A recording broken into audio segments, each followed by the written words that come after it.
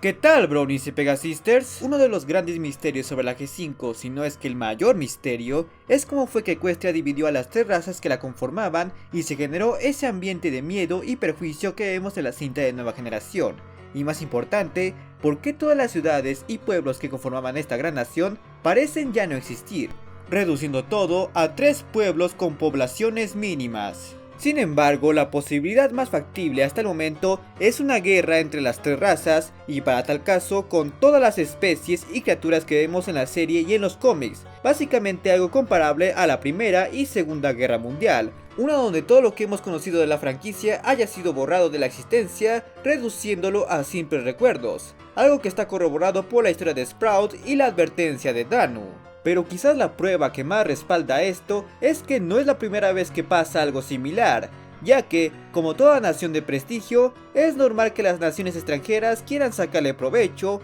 o incluso que los propios habitantes de esta lo hagan. Es por eso que en esta ocasión repasaremos las 7 veces en que Equestria ha estado en guerra o bajo amenaza de guerra. Y no hablamos de tener únicamente batallas a gran escala y varios partícipes, sino de cosas que involucran riquezas, terrenos, deudas y tratados comerciales. Ya saben, cosas en las que consisten una verdadera guerra, no solamente batallas y explosiones, porque en caso de que no lo sepan, los ganadores siempre se benefician de forma social, tecnológica y hasta económicamente. Pero antes quiero informarles que ya cuento con Twitter e Instagram para que me funen, que diga me sigan y puedan estar al tanto de mis próximos proyectos y de uno que otro chisme. Por lo que sin más, comencemos. Iniciamos con un puesto que en primera instancia no pareciera ser una amenaza de guerra, pero si lo analizamos detenidamente cumple con los requisitos básicos. Y estamos hablando de cómo los dragones, o más concretamente Gabriel, pretendía invadir Equestria y prácticamente robar y quemar. En el episodio El reto de fuego, cuando todos los dragones son llamados a convertirse en Dragon Lord, estos aparentemente tienen contemplado usar el poder para atacar a los ponis. O bueno, al menos uno quiere quitarles las almohadas. Pero Gabriel es más directo y menciona que tiene planeado llevarse lo que quieran y quemar el resto. O sea, el equivalente a una colonización europea, en donde toman las riquezas de los nativos y luego los matan o los esclavizan. Básicamente, si al menos Gabriel se volvía Dragon Lord, este estaba decidido a llevar a los dragones a una guerra o a un intento de guerra con los ponis por sus bienes materiales. Y digo intento porque realmente no había garantía de que ganara, ya que los ponis tienen magia y control sobre su ambiente, y ellos solo tienen alas y fuego. Pero bueno, cosas más sencillas los han puesto en jaque. Esa es la razón por la que Spike decide participar en el torneo sabiendo que Equestria estaba en peligro si cualquier dragón ganaba, ya que aparentemente todos estaban en contra de los ponis. Y de hecho el dragón que quería las almohadas tiene un punto, ya que ellos viven entre rocas mientras los ponis viven en comodidades modernas. Por lo que en teoría los dragones sí tienen razón para atacar a los ponis, ya que ellos no tienen nada mientras estos lo tienen todo. Pero por lo mismo es el equivalente a que Latinoamérica ataque a Estados Unidos, o sea, no se puede. Y a eso hay que sumarle que cuando Ember tomó el poder y esta empezó a llevar a cabo relaciones con Equestria, su situación no mejoró, se quedó más o menos igual, en parte porque los dragones no conocen otro estilo de vida. Solo empezaron a normalizar que ellos vivan entre ponis, lo que me es bastante familiar. Seguimos en nuestro sexto puesto donde se le da continuidad al anterior y donde de hecho no se involucra Equestria directamente, pero sí se ve envuelta en el fuego cruzado. En el arco de Ala sobre Jak-Jakistan, Ember dirige un ataque a los Jacks en donde las ponis se ven involucradas, dado que el príncipe Rutherford nombra a Pinkie como Jack honoraria. Cosa que los dragones se tomaron como un insulto, pues hace muchas lunas la en ese entonces Dragon Lord accedió a dejarles a los Jack la tierra donde fundarían Jak-Jakistan, y como agradecimiento el príncipe la nombró Jack honoraria y juraría que nadie más llevaría ese título. Esto llevó a Spike a intervenir con su papel de embajador, revelando que los Jacks no sabían sobre el hecho dado que sus ancestros no sabían dibujar. Y bueno, dudo que aún lo sepan. Además de resaltar la actitud de Ember y los dragones por atacar primero y preguntar después. Y tengan en cuenta que este conflicto se causó por Pinkie y se vieron involucrados celebridades y fuerzas militares que son los Wonderbolts y una princesa que es Twilight. O sea que básicamente fuerzas de peso para Equestria estaban metidas en un conflicto externo,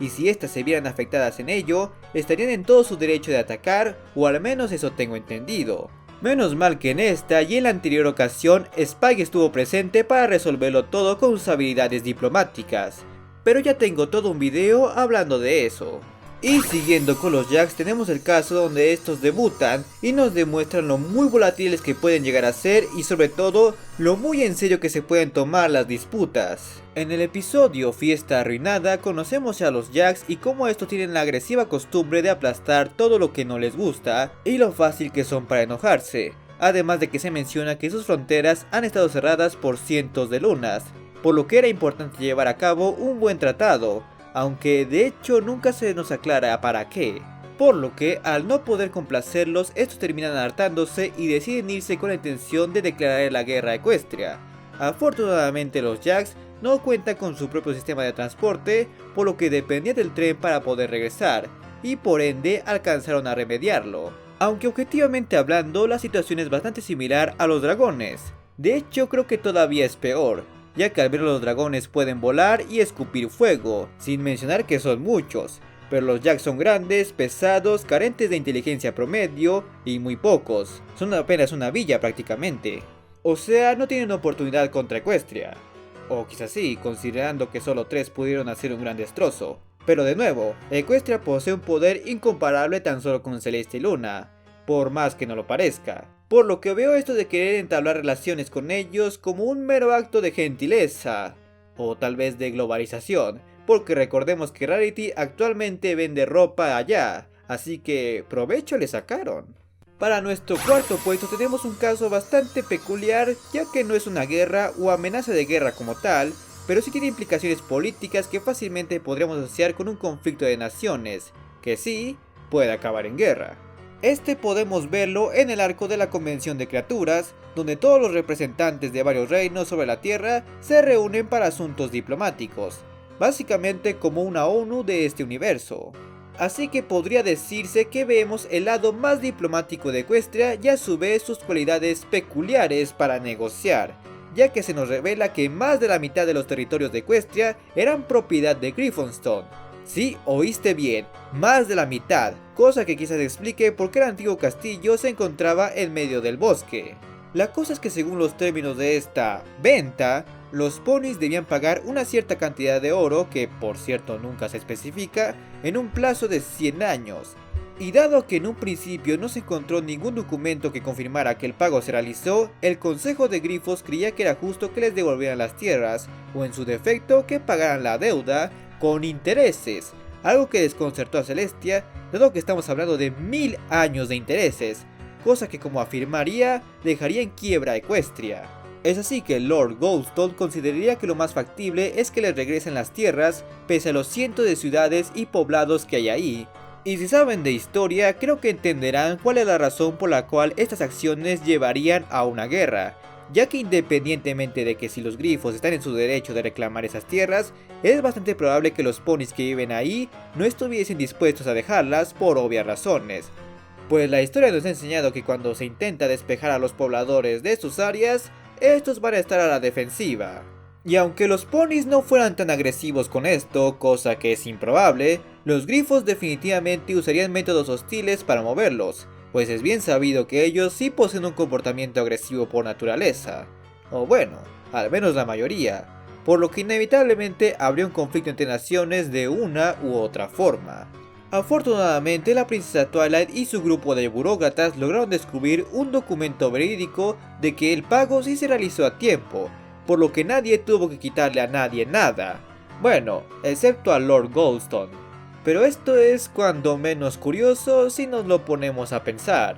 ya que el que Griffonstone les haya cedido sus tierras a los ponis es extraño si tomamos en cuenta que Griffonstone es tan solo unas montañas, mientras que Equestria es todo un país o hasta un continente si consideramos su variedad cultural,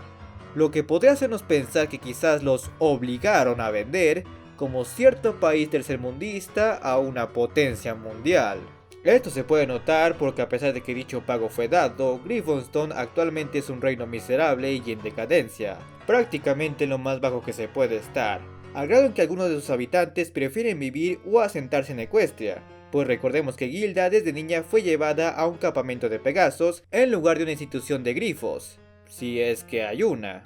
Y además llegamos a ver a un grupo de estos participar en los Juegos de Equestria, que se supone que es un evento nacional, no internacional. Aunque bueno, son vecinos, así que igual y los aceptan. Incluso llegamos a ver a una delegada grifo en la cumbre de Equestria, pese a que también era un evento nacional. Lo que implicaría que o hay una ciudad de grifos en Equestria de la cual no sepamos, o Griffonstone tiene una severa relación de dependencia con esta. Cosa que también me recuerda a la relación que un país tercermundista tiene con uno de primer mundo, sobre todo en el hecho de que varios de sus habitantes se van a vivir ahí aprovechando que les queda cerca. Bueno, al menos los grifos no arriesgan sus vidas para llegar ahí. Ahora para nuestro tercer puesto tenemos un caso que quizás no involucra a Equestria como tal, ya que probablemente para ese entonces no existía, pero sí es parte importante de su historia, o bueno, al menos tendría que serlo, ya que aparentemente solo es visto como un cuento. Y estoy hablando de cómo Ghosty la Grande derrotó a Grogar, quien en ese entonces era el emperador de las tierras que eventualmente serían Equestria y que estaba dominado por varias criaturas diabólicas. No se sabe mucho de este evento más allá de lo que se nos cuenta, como cómo Grogar se proclamó emperador de las tierras y aterrorizó a los ponis que habitaban en ella, y no sería hasta que Ghosty la Grande se le haría enfrente para poder derrotarlo, robándole su cencerro y escondiéndolo con la mitad de su poder, para posteriormente llevarlo a lo que suponemos sería una batalla final en Cloudsdale con un ejército de unicornios y hechizos contra la clima, pero no sabemos más que eso gracias a Floriher. Y viéndolo detenidamente, esto encaja con la descripción de una revolución o independencia, ya que un grupo de gente relativamente común se levanta en contra del gobernante de sus tierras, que técnicamente no son suyas, y este movimiento es liderado por una figura en particular. Básicamente podríamos decir que esta fue la independencia de Equestria, lo que todavía hace más raro que sea tomado como un cuento infantil. Y de hecho también podríamos verlo como una colonización, ya que recordemos que los fundadores no nacieron ahí, sino que llegaron, por lo que es incierto quién llegó a esas tierras primero, y por ende quién se las quitó a quién. Pero vamos a hacer lo que hacen los libros de historia y decir que los ponis eran los buenos, porque Grogar no tenía pinta de serlo. En nuestro segundo puesto tenemos lo que ya prácticamente es un estado de guerra definitivo en Equestria, siendo este el futuro controlado por el Rey Sombra que vimos en cambio de Kyurimar, en donde vemos el estado más puro y certero de lo que es una guerra, al menos uno que My Little Pony puede mostrarnos. Como todos saben, en esta realidad el Rey Sombra regresó y no hubo nadie que lo detuviese, y por ende logró formar todo un ejército para llevar a cabo una guerra en toda Equestria, cosa que la llevó a un estado de crisis y desesperación. Y es ahí donde vemos una visión muy cercana de cómo se ve una guerra, en donde todos los habitantes de una nación están con la obligación de contribuir de una u otra forma, teniendo a las ciudades en un estado de pánico y devastación y poniendo al límite a los soldados. Incluso podemos llegar a ver uno de los efectos positivos de la guerra, como lo son los avances tecnológicos, ya que vemos como los Apple usan maquinaria industrial para producir su jugo, y también vemos como Rainbow Dash lleva una prótesis en su ala, que quizás no funcione, pero es práctica. Lo más irreal, irónicamente, son las batallas en el campo, ya que estas, más que parecer un verdadero conflicto, se ven como niños peleando en el jardín, o adultos en una convención, o fila para comprar boletos. Sí, se entiende que la serie no puede ser muy explícita en ese sentido,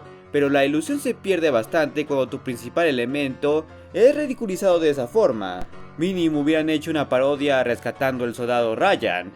Y finalmente, para nuestro primer puesto tenemos el caso del que hemos hablado en varios videos y que mencionamos al principio de este, aunque más que ser un hecho confirmado, es una gigantesca especulación, pero una que ha tenido mucho apoyo, y no solo por parte mía, sino por parte de toda la comunidad, ya que esta parece ser la razón más factible de por qué Equestria se fracturó y por qué no sabemos nada de las demás criaturas con quienes formaron alianzas. Y por si aún no saben a lo que me refiero, estoy hablando de la guerra que se libró entre Equestria y todos los demás reinos por el poder de los árboles de la armonía, una que podría ser equiparable a la Primera o Segunda Guerra Mundial y que pudo haber dejado a Equestria en la ruina misma al más puro estilo de Fallout de Equestria, tal cual como muchos advierten que terminaría una guerra nuclear. Pese a que no hay nada que confirme que algo así ocurrió, sí tenemos dos fuertes indicios. Uno es la historia que nos cuenta Sprout, donde menciona que los terrestres desterraron a los unicornios y pegasos de Martin Bane en una batalla épica, sugiriendo que el conflicto se agravió tanto que entre los propios ponis empezaron a pelear. Algo que, si bien es incierto, afirma que es algo que le enseñan en la escuela, por lo que algo de cierto debe tener y el propio contexto de la cinta lo respalda. Y el segundo indicio que creo que todos mis seguidores ya deben conocer porque lo menciona en cada video es la guerra que Dano le presagia a Twilight al darle a cada reino árboles y elementos de la armonía, puesto que con ellos podría tener el poder suficiente para imponer sus propias ideas sobre cómo regir el mundo e iniciarían alianzas y disputas que terminen por romperlo. En ese sentido, el acontecimiento podría ser más similar a la Guerra Fría, en donde antiguos aliados tengan una diferencia de opinión con respecto a la forma de mover el mundo y estén dispuestos a formar alianzas con varias naciones para llevar a cabo un conflicto, además de que exista una fuerte tensión sobre el uso de armas poderosas que puedan acabar con la civilización, sino en este caso los árboles de la armonía. Solo que aquí esas armas sí se llegaron a usar y sí devastaron gran parte de la población. Cosa que explicaría el por qué todas las ciudades y poblados conocidos de Equestria parecen ya no existir, y por qué la población de los ponis es muy reducida en comparación. Además explicaría la ausencia de las demás razas, y por supuesto, por qué el árbol de la armonía actualmente es un árbol común y corriente. En otras palabras, el que Equestria les haya mostrado el poder de los elementos a los demás reinos, si bien en un principio parece ser una buena forma de formar alianzas y tratados, tarde o temprano causaría una división política que podría traducirse en una guerra a escala global y con consecuencias nucleares, por así decirlo. Sin embargo, aún quedan bastantes cabos sueltos con esta posibilidad, la cual aclaro sigue siendo una especulación, como la construcción de Altos de Céfiro, la liberación de Chrysalis, el origen de los cristales de las tres razas y qué acciones tuvo Twilight en todo esto. Y la triste realidad es que no sabemos si realmente la serie o especiales van a resolver estas dudas, dado la falta de interés de Hasbro y la vista gorda que se han dado los escritores y directores de la cinta y sus formas de justificar ciertos detalles. Pero a nivel personal creo que sí es necesario que estas dudas sean resueltas tan solo por el hecho de ser congruentes con la cronología, porque de nada sirve promocionar esta generación como una secuela de la anterior si no harás nada con esos hechos. Aunque tengo que decir que si esperamos 20 años para saber cómo Boba Fett sobrevivió a Sarlacc o por qué Bellito se separó, y ni se habla de las victorias del Cruz Azul y el Atlas, creo que podemos esperar por esas respuestas. Y bueno gente, eso ha sido todo por esta ocasión, y no quiero irme sin antes agradecerle a los suscriptores que se han decidido convertir en miembros del canal, y recordarles que se suscriban, den like, compartan y activen la campana para estar al pendiente de mis próximos videos. Por lo que nos veremos muy pronto.